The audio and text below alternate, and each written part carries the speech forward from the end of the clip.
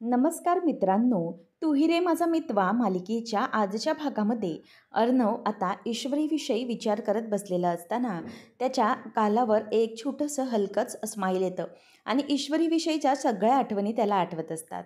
जेव्हा अर्णव तिला गुंडांच्या तावडीतून सोडवतो तेव्हा कशाप्रकारे ईश्वरी त्याचा कोट शोधून गप्पा मारत मारत त्याला कोट चढवून देत असते आणि हे सगळं अर्णवला आता आठवत असतं आणि तिथेच अर्णव आणि ईश्वरीच्या प्रेमाची सुरुवात झालेली असते. आता तो घालतच असतो आणि ईश्वरी त्याला त्या गोडाऊनमधून बाहेर काढत असताना ती ओढणी मागे करायला जात असतानाच ती ओढणी अर्णवच्या चेहऱ्यावर जाते आणि ते तो सगळं फील करत असतो. आणि जेव्हा ईश्वरी मिठाईची ऑर्डर पूर्ण करते तेव्हा ऑफिसमध्ये ती सगळ्यांना मिठाई भरवते, परंतु अर्णवला भरवत असताना ती थोडीशी आता ऑकवर्ड फील करते आणि मग अर्णवच्या हातावर ती मिठाई ठेवते आणि म्हणते की सर जरा हात पुढे करा प्लीज. असं म्हणून ती अर्णवला मिठाई न भरवता अर्णवच्या हातावरच मिठाई ठेवते. ते सगळं आता त्याला आठवत असतं आणि ते सगळं आठवून तो खुश होत असतो. नंतर ईश्वरीला म्हणजे जेव्हा अर्णवच्या बर्थडे पार्टीला आलेलं पाहून तो खूप खुश झालेला असतो आणि अर्णवला ती म्हणते की सर तुम्ही ना हसताना खूप सुंदर दिसता, तुम्ही असेच छान हसत राहा, खूप बरं वाटलं असं बघून. आता ईश्वरीची तीच वाक्य त्याला सारखी सारखीच आठवत असतात आणि तो विचार करतो की काय करू, मी मिस इंदोरला कॉल करू का, असं म्हणून तो आता ईश्वरीला फोन करायलाच जाणार असतो. तेवढ्यातच आता राकेश आणि ईश्वरी घरी आल्यामुळे ईश्वरी आता मनातून खूप अस्वस्थ असते, कारण राकेशबरोबर आतमध्ये अडकल्याने तिला थोडंसं वाईट वाटलेलं असतं. तेवढ्यातच ईश्वरीचा फोन येतो आणि ते म्हणते की एकच मिनिट हां, मला जरा फोन आला आहे, असं म्हणून ईश्वरी बाजूला जाते आणि तिला आता आत्या म्हणते की राकेशजी तुम्ही या जरा बसा, मी चहा बनवते. आणि त्यानंतर ईश्वरी तिच्या रूममध्ये येते आणि अर्णवचा फोन बघितल्यानंतर तिला थोडंसं अगदी अस्वस्थ वाटू लागतं आणि मग अर्णवचा फोन बघून तिच्या डोळ्यातनं पाणीच यायला लागतं. तर तिथे सुप्रिया म्हणते की या ना राकेशजी या, तुम्ही बसा. आणि ईश्वरीला अर्णव विचारतो की काय मिस इंदोर, तेव्हा मग ती म्हणते की हां बोला ना सर. तेव्हा मग अर्णव म्हणतो की अगं काय झालं, मी तुला मेसेज पण केला होता, तू काही उत्तरच दिलं नाहीस, एवढी बिझी आहेस का. ती म्हणते की हो सर. तेव्हा मग अर्णव म्हणतो की अगं त्या क्लाउड किचनचं काय झालं. आता क्लाउड किचनचं नाव काढल्याबरोबर ईश्वरीच्या डोळ्यातनं पाणी व्हायला लागतं आणि तिला रडू येत असतं, परंतु तिला ते अर्णवला पण दाखवायचं नसतं. मग इथे आता अर्णव म्हणतो की अगं miss Indore are you there. तेव्हा ती म्हणते की हो सर मी आहे. त्यानंतर मग तो म्हणतो की इतका मोठा पॉज, अगं म्हणजे तुझ्या बोलण्यामध्ये इतका मोठा पॉज ऐकण्याची मला सवयच नाही आहे, म्हणूनच मी म्हणालो. तेव्हा मग ती म्हणते की तसं नाही सर, क्लाउड किचनविषयी शोधायलाच आम्ही गेलो होतो, जागाच बघत होतो. तेव्हा मग ती म्हणते की अच्छा, आम्ही म्हणजे तू आणि नम्रता दोघी गेल्या होतात का. तेव्हा ती म्हणते की नाही सर, मी आणि नम्रता नाही, मी आणि राकेशजी, तुम्हाला मी सांगितलं होतं ना आमच्या शेजारी ते राकेशजी राहतात, त्यांच्यासोबत गेले होते. तेव्हा मग तो म्हणतो की राकेशजी त्यांच्यासोबत, म्हणजे मला कळलं नाही त्यांच्यासोबत का. ईश्वरी म्हणते की कसं आहे ना, त्यांची खूप मदत होती मला आणि त्यांनीच सांगितली की मी तुम्हाला मदत करतो म्हणून. आणि कसं आहे ना, ते लॉयर आहेत ना, तर मग त्यांना या सगळ्या गोष्टींतली जरा जास्तच माहिती आहे आणि म्हणूनच मग ते मला मदत करायला तयार झालेत आणि मीही त्यांना घेऊन गेले. तेव्हा मग तो म्हणतो की परंतु मिस इंदोर, या सगळ्या गोष्टींमध्ये एखाद्या लॉयरची काहीच गरज नसते, हे सगळं खूप नॉर्मल आहे आणि म्हणजे इतकं काही मोठं नाही येते, त्यामुळे तू या सगळ्याला शोधूच शकतेस नक्की. म्हणजे आपल्याला नॉर्मल व्यक्तींना पण ह्या सगळ्या गोष्टी अगदी व्यवस्थितपणे क्लॉज रीड करून करता येतात. तेव्हा मग ती म्हणते की हो सर तेही आहेच, परंतु आता ते आहेत म्हटल्यावरती मी म्हणाले ठीक आहे तुम्ही चला, मला काहीच प्रॉब्लेम नाही. आणि तसंही ते खूप हेल्प करतात. तेव्हा मग राकेशचं नाव घेतल्यावरती नेहमीप्रमाणेच अर्णवला जरासं पॉझिटिव्ह वाटतं. मग तो म्हणतो की बरं मिळाली का मग जागा. तेव्हा मग ती म्हणते की नाही ना, अजून नाही मिळाली, परंतु प्रयत्न चालू आहेत, बघावं लागेल. त्यावर तो म्हणतो की ग्रेट. आणि मग ती म्हणते की काय सर काय म्हणालात तुम्ही. तेव्हा मग तो सांगतो की अगं तुला एक गुड न्यूज द्यायची होती, ताई प्रेग्नंट आहे. असं म्हटल्यानंतर ईश्वरी म्हणते की काय काय सांगते तुम्ही सर, खरंच ही खूप मोठी आनंदाची बातमी आहे, कशा आहेत त्या. अर्णव म्हणतो की ठीक आहे ती. मग ईश्वरी विचारते की तसं नाही 3 महिने झालेत का. तेव्हा मग तो म्हणतो की 3 महिने नाही अजून, म्हणजे कालच डॉक्टर आले आणि त्यांनी कन्फर्म केलं. तेव्हा ईश्वरी म्हणते की सर अहो तुम्हाला माहिती नाही आहे का, तुम्ही 3 महिन्याशिवाय कसं कोणाला सांगितलं. अहो 3 महिने कोणाला सांगायचं नसतं बाहेर, फक्त जवळच्याच माणसांना सांगायचं असतं. तेव्हा मग अर्णव म्हणतो की मिस इंदोर तेच तर केलं आहे ना मी, जवळच्या व्यक्तीलाच सांगितलं ना, माझ्या जवळची व्यक्ती आहे तिलाच तर मी सांगितलं. ईश्वरी म्हणते की म्हणजे सर? तेव्हा तो म्हणतो की अगं, म्हणजे माझ्या ताईची जवळची आहेस ना तू. ती तुला अगदी तिची मैत्रीण मानते जवळची, मग तुला सांगायला काय प्रॉब्लेम आहे? तेव्हा ईश्वरी म्हणते की हां, वो तो है. मग तो म्हणतो की तुला तर आनंदच झाला असेल ना या बातमीने? ती म्हणते की हो सर, खरंच खूप आनंद झाला. मग ईश्वरीला तो म्हणतो की मग तू कधी येणार आहेस? तेव्हा ती म्हणते की कुठे? तेव्हा अर्णव म्हणतो की अगं, ताईला भेटायला. कधी येणार आहेस तू? जर अशा अवस्थेत तू तिला भेटायला आलीस तर तिला बरंच वाटेल ना. तेव्हा ईश्वरी म्हणते की हो, येईन मी, नक्कीच येईल. तेव्हा मग तो म्हणतो की कधी? नाही म्हणजे तसं ताईला सांगायला गं, नाहीतर ती वाट बघत बसेल. ईश्वरी म्हणते की उद्या. मी उद्याच येते ताईला भेटायला सकाळी. तेव्हा तो म्हणतो की उद्या सकाळी? ओके ओके, ठीक आहे, आणि लवकर ये, वाट पाहतोय. नाही म्हणजे ताई तुझी वाट पाहते. तेव्हा मग ती म्हणते की ओके चालेल सर, येते मी, असं म्हणून ते फोन ठेवून देतात. आता अर्णवच्या एका फोन कॉलमुळे ईश्वरीचा मूड अगदी चांगला होऊन गेलेला असतो, कारण ती थोड्या वेळापूर्वीच रडत असताना अचानक अर्णवमुळे हसायला लागलेली असते. म्हणून ती खूप आता आनंदात असते. त्याच वेळेला इथे अर्णव विचार करतो की हा राकेश हा ईश्वरीला इतकी मदत का बरं करतोय? हा ठीक आहे, लॉयर आहे, परंतु तरीही इतकी मदत कोणीही ईश्वरीला केलेली मला चालणार नाही. म्हणजे नक्की मला या सगळ्याला शोधलं पाहिजे की हा राकेश हा कोण आहे आणि नक्की कशाला माझ्या ईश्वरीची इतकी मदत करतोय. नाही म्हणजे मला इतकंच समजतं की माझ्या ईश्वरीची मदत फक्त मीच करू शकतो. दुसरं कोणीही तिला हेल्प केलेली मला तर अजिबात चालणार नाही.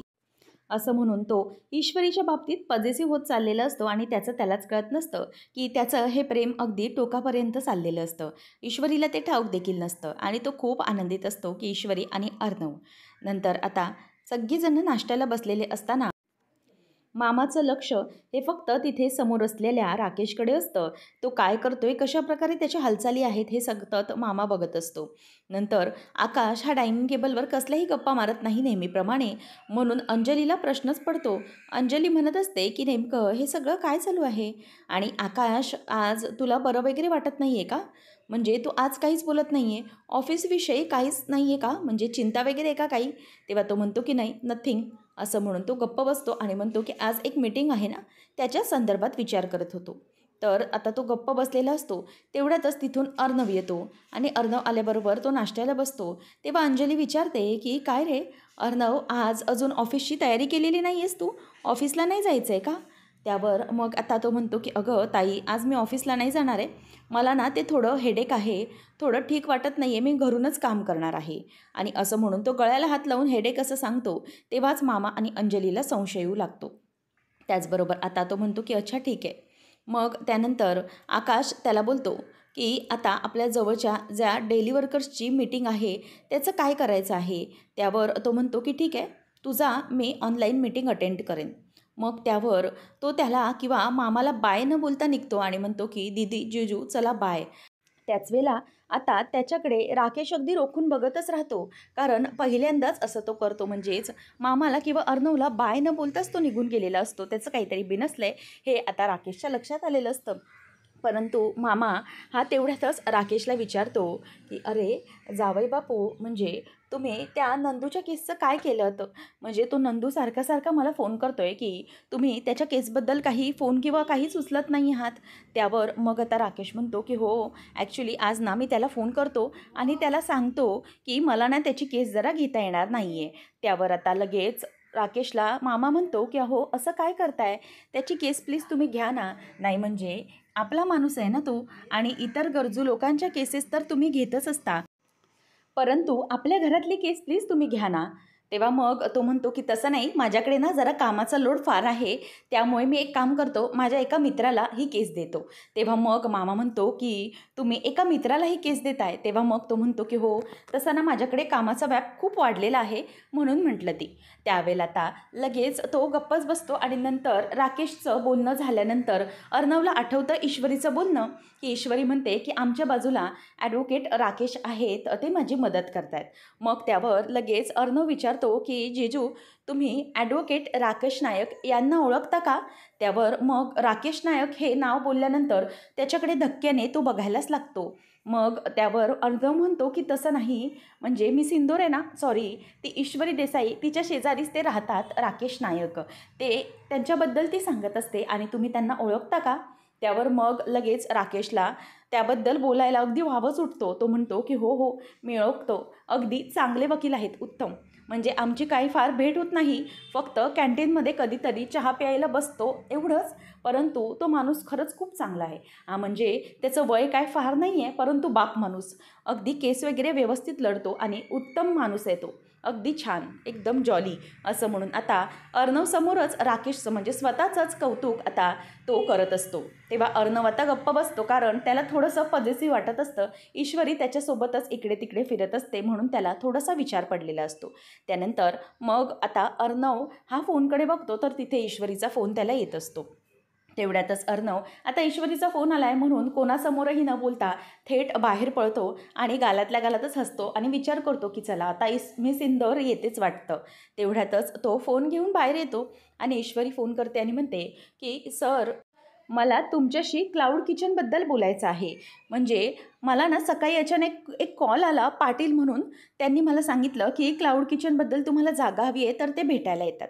तेव्हा तो म्हणतो की वाव, ग्रेट न्यूज आहे. मग ईश्वरी म्हणते की मला सांगा अर्णव सर, तुम्ही त्या माणसाला माझा रेफरन्स वगैरे दिलेला तर नाही आहे ना?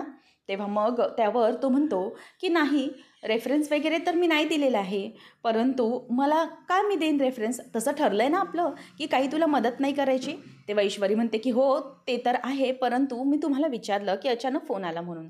मग अर्णव म्हणतो की नाही, मी असं काहीच केलेलं नाही आहे. मग ईश्वरीला तो म्हणतो की पण तुझ्या काहीतरी एक गोष्ट लक्षात येते का? तू काहीतरी मला काल बोललेली, आपल्यात बोलणं झालेलं. ईश्वरी म्हणते की हां, आलं लक्षात. हो, मला तिकडे ताईला भेटायला यायचं होतं ना, ते मी येणारच आहे. तेव्हा मग तो म्हणतो की कधी? तेव्हा ती म्हणते की ॲक्च्युली ना मला जरा उशीर होतो आहे.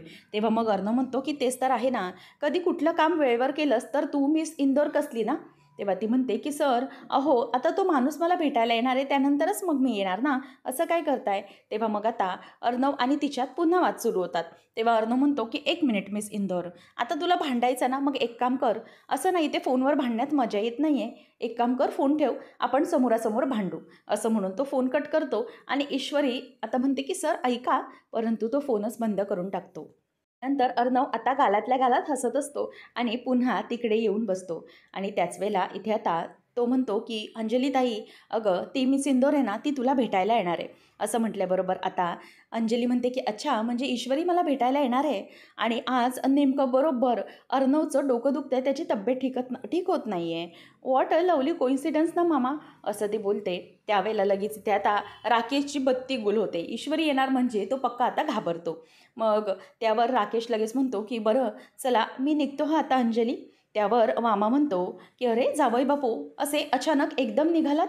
तेव्हा मग मामाला तो म्हणतो की अहो मामा, तुम्हाला होतंय तरी काय? नाही म्हणजे एवढे प्रश्न मला माझी बायकोही विचारत नाही हो. तेव्हा सगळे हसायला लागतात आणि मग तो म्हणतो की तसं नाही, काय ना कोर्टामध्ये जाण्यासाठी खूप वेळ लागतो. शिवाय आता तुम्हाला माहिती आहे इथलं ट्रॅफिक, त्यामुळे 2-2 तास अगदी ट्रॅफिकमध्ये अडकायला होतं आणि मग वेळ होतो ना जायला, म्हणून त्यापेक्षा आधीच लवकर निघालेलं बरं. आणि त्यानंतर मग आता इथे तो निघून गेल्यावरती पुन्हा ईश्वरीचाच बोलणं सुरू होतं. तेव्हा लगेच अंजली म्हणते की काय रे चिंटू, म्हणजे मला कळत नाही आहे, तू इतकं अचानक तुला तितक्यात असतो म्हणतो की अगं आता मी त्याला काय करणार, मला बरं नाही आहे तर ते काय अचानक सांगून येतं का?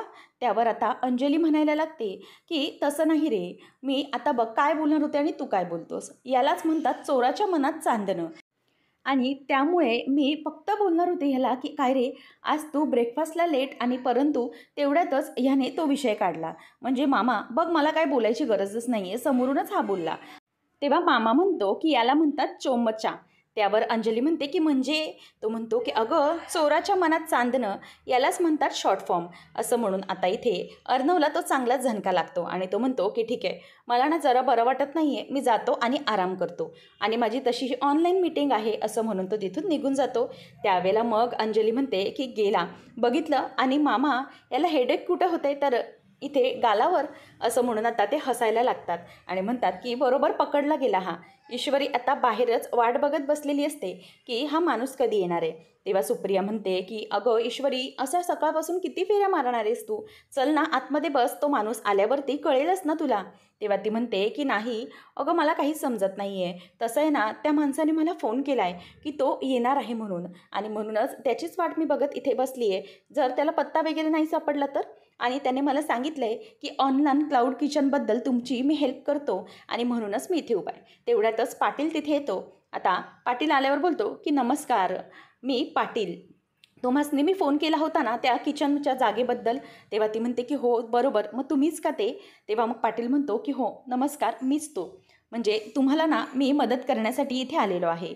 त्यावर आता ईश्वरी बोलायला लागते, मला सांगा की तुम्ही इथे म्हणजे तुम्हाला कसं कळलं की मला जागा वगैरे हवी? तेव्हा तो म्हणतो की मॅडम ॲक्च्युली काय झालं की तुम्ही 2-3 जागेचे रेफरन्स बघितलेत ना, तिथून मला कळालं आणि साहेबांचा आदेश हो. तेव्हा ती म्हणते की साहेब. तेव्हा तो म्हणतो की अहो तुम्ही काल जागा बघायला गेलेत ना, तिथले साहेब त्यांनीच मला सांगितलं की तुम्हाला येऊन भेटायला आणि जागेबद्दल. तेव्हा मग ती म्हणते की जागा चांगल्या असतील तशा, परंतु बजेटमध्ये बसणाऱ्या हव्या. तेव्हा तो म्हणतो की अहो मॅडम बजेटची चिंता नका करू, म्हणजे बजेटचं मागं पुढं करता येईल हो, नका काळजी करू. तुम्ही पहिले जागा बघून घ्या आणि मग आपण काय ते ठरवूया. तेव्हा मग आता ती म्हणते की बरं ठीक आहे चालेल. आता तो तिला जागेची माहिती वगैरे देतो आणि जागा बघण्यासाठी म्हणून सांगतो. आता ईश्वरी जागेचं काम होणार म्हणून खूप खुश होते आणि म्हणते की आई अगदी अल्लाउद्दीनचा जिन कसा बाहेर येतो आणि आपली सगळी मदत फटाफट करतो, तसंच काहीतरी हे भाऊ आल्यामुळे वाटलं मला. तेव्हा त्यावर पाटील पण हसायला लागतो आणि त्याला कळतं की ही वहिनी एकदम साधी आहे. आणि त्याचनंतर मग ईश्वरी म्हणते की बरं ठीक आहे. तेव्हा तो म्हणतो की चला मॅडम मी निघतो आता आणि तुम्हाला मी जे काही पत्ते वगैरे दिले ते बघून घे तुम्ही, मग आपण बोलूया. आणि नंतर ईश्वरी चालेल असं म्हणून खुश होते. त्याचबरोबर पाटील येतो आणि अर्णवला फोन करून सांगतो की साहेब तुमचं काम झालेलं आहे बरं का. मी हे सगळं केलेलं आहे आणि त्या वहिनीला सगळं सांगितलं आहे बरं का, पत्ता वगैरे आपलं ठरलं आहे तसं. त्यावर आता लगेच तो म्हणायला लागतो की वहिनी, आणि तो खुश व्हायला लागतो. म्हणजे अर्णवला त्याने वहिनी बोललेलं खरंच खूप आवडलेलं असतं खरं तर, परंतु तो म्हणतो की ए पाटील वहिनी नाही आहे, काही बोलू नकोस उगाच, आणि तू लक्षात ठेव तू ASRबद्दल बोलतोयस, ती वहिनी नाही आहे तर फ्रेंड आहे, तेही माझ्या ताईची. त्यावर आता अर्णवला तो म्हणतो की बरं साहेब तुम्ही म्हणशाल तसं, वहिनी नाही तर फ्रेंड आहे, तेही मी तुमच्या ताईची. आणि हो तुम्ही मला जे काही किडनॅपिंगचं काम दिलं होतं ना, त्या कामाबद्दल बोलायचं आहे. म्हणजे त्याला जरा वेळ लागेल, किचकट काम आहे, परंतु मी ते सगळं करतोय आणि काळजी नसावी. तेव्हा मग अर्णव म्हणतो की ठीक आहे चालेल, काहीच प्रॉब्लेम नाही, परंतु तू ह्या सगळ्या गोष्टींचा नीट पुरावा घे आणि या जागेबद्दल काय आहे ते त्या ईश्वरीबरोबर व्यवस्थित बोलून घे. आणि मग पाटील फोन ठेवून देतो आणि अर्णव विचार करतो की वाव, म्हणजे वहिनी, असं म्हणून तो गालातल्या गालात हसतो आणि खूप खुश होत असतो. तेवढ्यातच तिथून अंजली येते आणि अंजली म्हणते की वहिनी. काय रे, कोण वहिनी? तेव्हा मग आता तो म्हणायला लागतो की अगं वहिनी. तेव्हा मग ती म्हणते की अरे तू कोणाच्या वहिनीबद्दल बोलतोयस?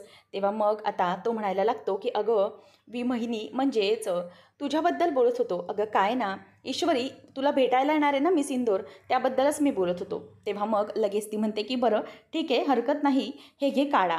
मग अर्णव म्हणायला लागतो की काढा कशासाठी? ती म्हणते की अरे तू विसरलास का, तुला बरं नाही आहे ना. मग आपल्याला आजी माहिती आहे लहानपणी कसा काढा बनवून द्यायची इम्युनिटी बूस्टरसाठी, तोच हा काढा आहे, त्यामुळे घे हा काढा पिऊन घे. त्यावर आता लगेच तो म्हणतो की नको, मला हा काढा नकोच आहे, मला काहीच नाही झालेलं आहे. त्यानंतर मग आता लगेच अर्णव म्हणतो की नकोच आहे काढा. आणि अंजली म्हणायला लागते की एक काम कर, आता ना मी ईश्वरीलाच फोन करणार. तेवढ्यात तो ग्लास घेतो आणि पटकन घटाघटा तो ग्लास पिऊन टाकतो. आणि आता अंजली त्याच्याकडे बघतच राहते, कारण अर्णवने कसलाही विचार न करता पटापट तो ग्लास संपवूनच टाकलेला असतो. अंजली म्हणते की अरे हे काय आहे, म्हणजे तू कसलाही विचार न करता पटापट हा ग्लास संपवूनच टाकलास पूर्ण. त्यावर मग तो म्हणतो की आता काय करणार, त्या मिस इंदोरची बडबड ऐकत बसण्यापेक्षा हा ग्लास प्यायलेला कधीही उत्तम नाही का, म्हणून प्यायलो मी. जाऊ दे ठीक आहे, तसंही माझ्यामध्ये इम्युनिटी भरपूर आहे. मग ती म्हणते की हो आता मिळेलच ना इम्युनिटी, आणि आता येईलच ती. तेव्हा मग तो म्हणतो की कोण? ती म्हणते की अरे इम्युनिटी रे, या तुला ग्लासमुळे इम्युनिटी मिळेल, असं म्हणून ती मुद्दामच त्याला टोमणा मारत असते. आणि त्याचबरोबर आता अर्णव देखील गालातच असतो. आणि मग अंजली म्हणते की बरं ठीक आहे, तुला आराम कर आणि वाटेल बरं. आता तसंही ईश्वरी येणारच असेल, असं बोलून ती तिथून निघून जाते. आणि मग अर्णव गालातल्या गालात हसत असतो, कारण त्याला माहीत असतं की हे सगळं टोमणे, हे सगळे जे काही मारतायत ते त्यालाच मारतायत आणि अक्षरशः आता अर्णव हा ईश्वरीच्या प्रेमातच असतो. पुढच्या भागामध्ये आपल्याला पाहायला मिळणार आहे की आता अर्णव हा ईश्वरीचा हात पुढे करतो आणि तिच्या हातामध्ये एक गिफ्ट बॉक्स देतो. आणि तो बॉक्स पाहत असताना ईश्वरीला अगदी आनंदच झालेला असतो. आणि मग ईश्वरी अर्णवला म्हणते की अर्णव सर हे काय आहे. त्यावेळेला आता अर्णव म्हणतो की अगं मिस इंदोर उघडून तर बघ, तुझ्यासाठी गिफ्ट आहे. तेव्हा ती ते उघडून बघते आणि त्याच्यामध्ये एक चावी असते. ईश्वरी म्हणते की सर ही चावी कसली. त्याच वेळेला अर्णव म्हणतो की तुझ्या क्लाउड किचनची चावी आहे ती, तुझ्या स्वतःच्या क्लाउड किचनची चावी. असं म्हटल्यानंतर आता ईश्वरी ती चावी घेते आणि तिला खूप आनंद झालेला असतो.